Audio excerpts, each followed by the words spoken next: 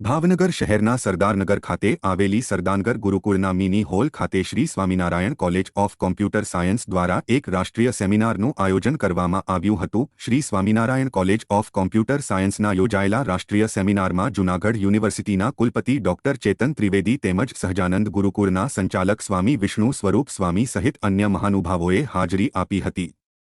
જો કે ટેકનોલોજીનું શિક્ષણ ક્ષેત્રે મહત્વ શું છે તેને લઈને એક રાષ્ટ્રીય સેમિનારનું આયોજન કરાયું હતું। જીવનમાં શું થયું જુઓ, સવારમાં આપણે સાંભળતા હતા, હું સળોસરા ગામનો વતની છું, મેં ત્યાં અમારો ગ્રેજ્યુએશન કર્યું।